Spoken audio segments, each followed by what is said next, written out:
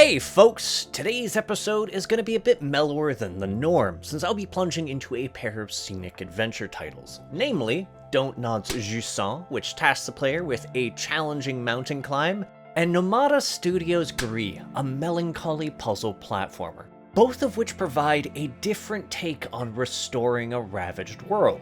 That said, did these provide some juicy narratives to navigate, or did I find myself wanting to throw all sorts of shade? I'm your host Arlian, let's find out together. Speaking of which, let's kick things off with Gris, because despite this being a game without a single spoken word of dialogue, or apocalyptic lore dumps, some of it is fairly apparent, such as the introductory cutscene which kickstarts the game's events, or which crop up along the way, but there's also plenty of other details, provided you keep your eyes open, such as the way the protagonist's body language shift as they progress forward, or come face to face with certain obstacles. It's legitimately interesting to see, and overall had me thinking about a different title, namely Journey, given they're both more than happy to give the player space to just amble forward at their own pace and ruminate on the world they've been thrust into. In a sense, both games are more about the feelings they evoke than a particular end goal, and lean heavily upon the ambience they can establish through their visuals and sound design. Though Gris' particular journey is a bit more somber than its peer on the whole, given that it's very much a rumination on loss, and the stages of grief associated with overcoming it. Though I'll wholly confess, as pretty as the experience was to navigate the first time around, I wasn't quite as keen to revisit it, since you're unable to skip any cutscenes you encounter, which can make navigating forward feel a bit slow. Something which I did briefly have an interest in due to a hidden unlockable scene you can acquire by finding all of the game's collectibles. But, well, as much as I had unlocked a chapter replay option after clearing the game, it left a bit to be desired, because again, cutscenes, which made the idea of navigating those chapters in search of a single collectible less than ideal, though inversely, it does offer several starting points per chapter which can help mitigate that to a degree, provided you know what segment of the chapter that collectible is. Either way, it's certainly more forgiving than Jusant on that front. Though, I want to be clear, that isn't a knock against the gameplay for Gris, because as far as my initial playthrough went, I had a fair amount to sink my teeth into on that front. See, while I'd stated that Gris is a puzzle platformer, it leans more into the former element than the latter, as most of what it has to offer is more geared towards figuring out the mechanisms of the various puzzles it has to offer, rather than a focus on precision. Like, that's not to say there aren't a few moments where you need to engage in some fast-paced platforming, but I'd say that the bulk of the challenge comes from simply piecing together how a given area's mechanics play out, and understanding how to navigate them with your abilities, such as they may be at a given time, because, well, while you do gradually earn a small array of abilities over the course of Gris, the game's linear nature averts being able to engage with them when you would be better equipped to cheese them. Which is for the best, really, because again, there was a fair bit of fun in trying to puzzle out how I was supposed to overcome some of those segments, especially since the bulk of the optional collectibles are tied to small puzzles. Which is nice, because as much as there is a certain degree of satisfaction in going off the beaten path on a lark and having that nice aha of discovering something, it's made all the more satisfying when there's something to puzzle over for that extra sense of accomplishment. You know, provided you don't hit a point of no return.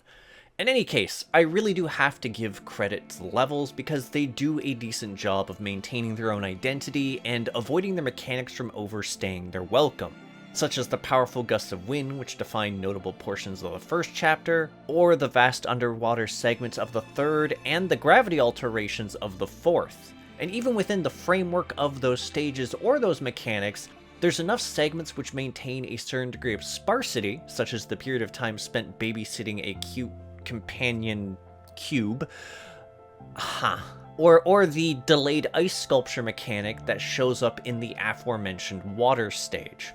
All of which is, again, navigated through fairly intuitive controls and with the benefit of some incredibly forgiving checkpoints. Not that you can die, but it's nice to be able to just put down the game after solving some puzzles. Yeah, you know, just in case you need a break or have a little goblin cat to look after.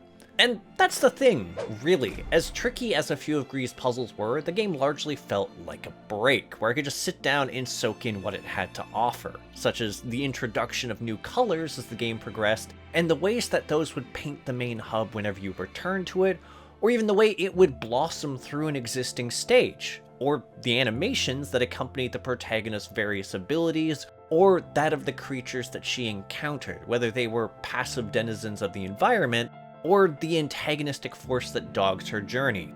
And much the same can be said of its soundtrack. Ultimately, it culminates into a satisfying journey marked by a solid assortment of puzzles to overcome which keep it entertaining and provide the right balance of challenge, without ever blocking progress with patches of artificial difficulty. Ultimately, the only real stumbling point I came across was the checkpoint system, given that I found myself occasionally running into points of no return when I wasn't quite finished exploring, and the fact that the new Game Plus system meant I was replaying vast chunks of the game to revisit very small slices of the experience. Still, on the whole, this is why I can very safely say that this title is a solid hit as far as the overarching experience goes, but it does stumble, or perhaps even fumble things as far as a replay is concerned. With all that said, however, it's about time to switch gears over to this video's second title, Don't Nod's relaxed mountaineering adventure, Jusant, which hopefully I'm not butchering the pronunciation of, because, like, seriously, I'm French, I should friggin' know better, but I'm pretty sure that when I was streaming this game, I said Jusant, and, you know, just come at me in the comments if I slaughter the language. Anyways, it's about time to get into the narrative, and despite the fact that things kick off with an almost wordless cold open, there's a hefty amount of backstory and world building to address this time around, albeit the bulk of which is missable, and would otherwise leave you with a wordless stage play where a nameless wanderer has trudged across a barren desert in order to clamber up an absolutely daunting mountain with a cute blue squishy mascot in tow.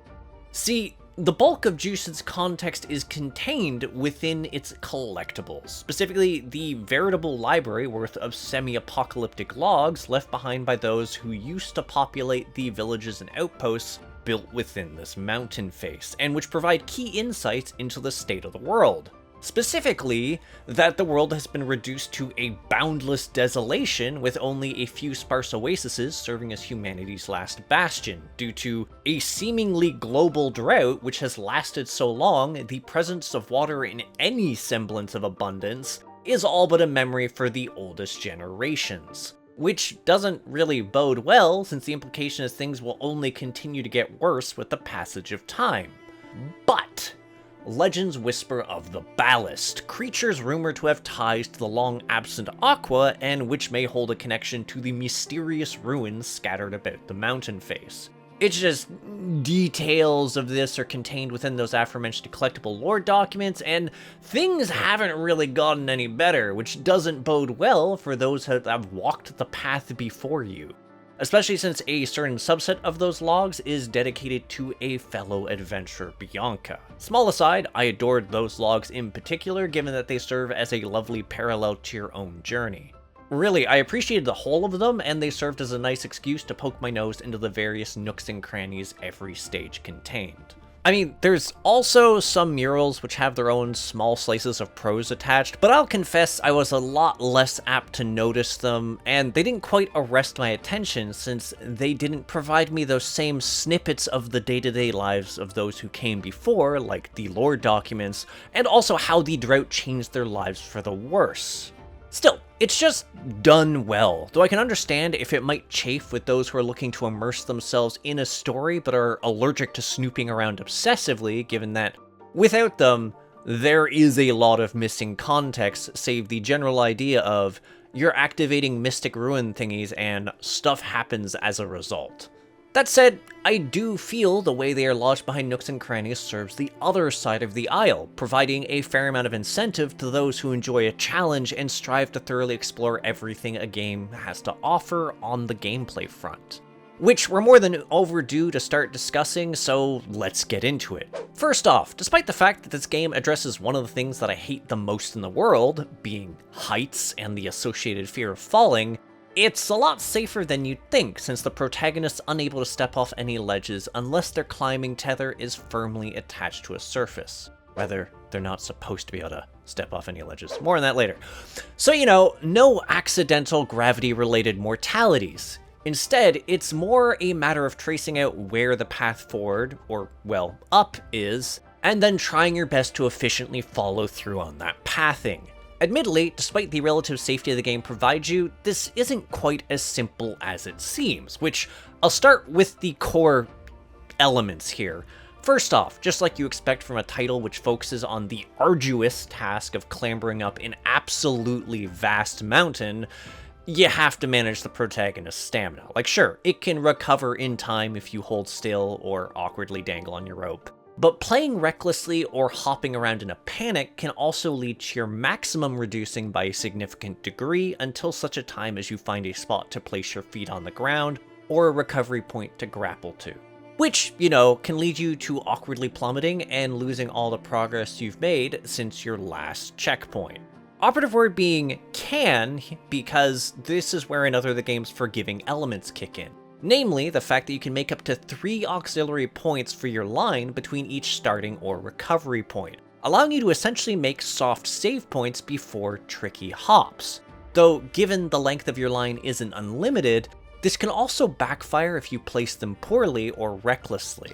And that's where the second bit of genius, or, well, forgiveness, kicks in, since you can also remove those tethers in order to reset them and free up some length, including ones that are lower than your highest tether. It's a neat mechanic once you get the hang of it, especially since you can then use it to lower yourself to solid ground to recharge your maximum stamina from a better vantage point, and one I found myself mastering by the tail end of the game to great effect.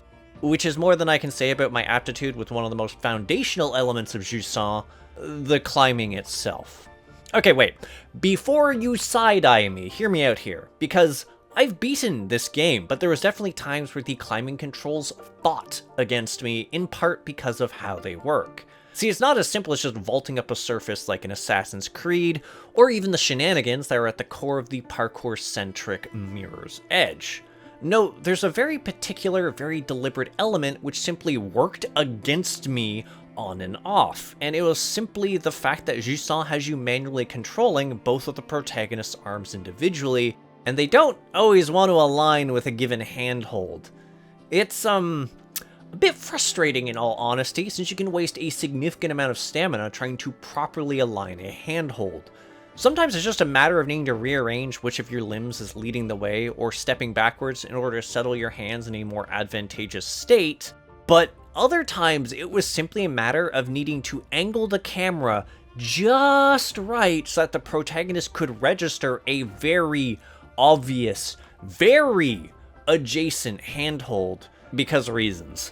Something which made a certain windmill segment an absolutely galling part of the experience. Like, I can't count the number of times I failed to make a certain jump, despite knowing the exact direction I was meant to go, which actually led me to second guessing the process. Maybe my editor can count them out, but I'm pretty sure it'll burn out their patience too. Admittedly, it isn't an all-consuming problem, especially given the whole auxiliary tether/checkpoint system, but it definitely adds a deep degree of frustration when it does crop up. Especially when you're also needing to make a wall jump shortly after, and the camera angle makes that go awry. Just, ugh.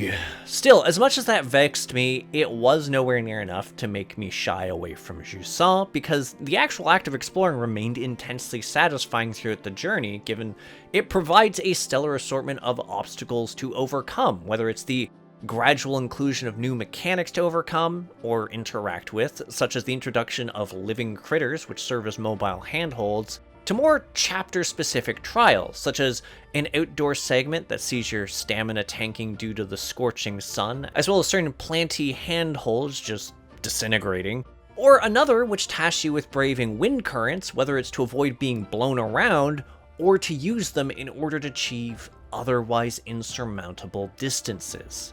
And I really do have to give the finale a conclusion, given that it strips out gimmicks in favor of asking the player to master the mechanics they've been using to this point. Just the very elemental aspects, but done in such a way that they are quite challenging. It's just good. And again, I cannot emphasize enough how slick some of the optional platforming segments tied to the game's secrets are. Like sure, some of them simply boil down to keeping a sharp eye out and making sure to explore every passage you come across in search of collectibles, but others do require a bit of know-how to access, and I couldn't help but feel satisfaction at every one that required a bit of legwork. Though, not so much that I felt compelled to loop through things again in order to shore up the few secrets I missed. Like, yes, there is a chapter select option which allows you to bypass a fair amount of busy work, but the chapters themselves can be altogether lengthy, which made perusing the entirety of it for a single cairn or note trialsome to say the least, though I do feel bad for missing the bulk of what the Wind chapter had to offer. I really should have explored that one more, since it had one of the explorer's journals I skipped over. I would have otherwise had everything Bianca wrote, and that one definitely felt like it was going to have the best platforming puzzles for optional content in it. Yeah, that's on me. But yeah, that's largely that. The only other thing that really comes to mind is that not only is it a good-looking game, the stage direction is laid out fairly well, in such a way that advancing forward feels rather natural. What's more, there's actually some pretty neat visual hints scattered throughout the stages, such as discarded blue climbing lines in the ground near locations that might warrant exploration for a secret. They're subtle, easy to overlook details, which make a lot of sense as far as the world building goes, and also serve a gameplay purpose, which always makes me happy. Though I'll admit, I found the protagonist's glasses to be heckin' stupid, and way too reminiscent of Bebop from TMNT. Other than that, I do have to give the audio a fair bit of credit, as I often found myself appreciating the mood it set for my journey upwards.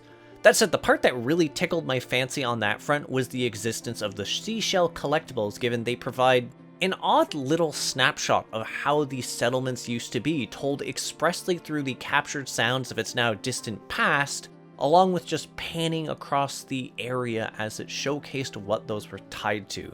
It's quaint and a bit melancholic, and I really dig it. In any case, what I'm ultimately trying to say is, Jusant is a pretty neat title. Like, yes, I found it deeply frustrating at times due to the occasional hiccup involving handholds, but on the whole, it's a decent experience I had a fair bit of fun with. And this is despite the fact that my introduction to the game had some, peculiarities. Oh. Okay. It's fine. It wouldn't be a crit hit video if I didn't somehow break or crash the game somehow, or both. So, as far as ratings go, well, yeah, this is actually one of those titles I found myself really conflicted on. Again, there was a lot to like about it. The setting's neat, and the way it gradually builds up the world through the notes, as well as the layouts of the now abandoned homesteads. They stuck with me, and the journey itself does make for a fairly solid adventure with some nifty hurdles to overcome. There's just a very large number of moments where it feels hampered at a fundamental level by the actual controls themselves, which is just so deeply frustrating, and why I found myself frequently teetering between calling this game a very strong example of fumble that verged on a hit, or just a hit that had some flaws. After all, when I call a game a fumble, that doesn't mean it's bad, but rather that it's a mixed bag, which I wouldn't necessarily recommend to everyone for a number of flaws, but that would still likely appeal to someone who's a fan of the genre or key elements it does well, whereas hits are altogether more solid, enjoyable experiences. And so, after a lot of deliberation, what I ultimately found myself leaning towards was it being a hit, if only just. There are elements to it which hampered my enjoyment at times, one of which for more time than I was comfortable with, and other bits that just made certain segments feel bogged down. But I ultimately stepped away from the experience feeling satisfied at having engaged with it. It does some pretty interesting things, all given, and it provides a nifty story to engage with, and I will always appreciate things on that front. So yeah, give it a go if you can. Anywho, thanks for tuning in. If you have something to say, leave a comment. If you enjoy my efforts to create new indie reviews and interviews, hit subscribe and the bell. For a link to my Discord, the Crit Hit Cauldron, check the description.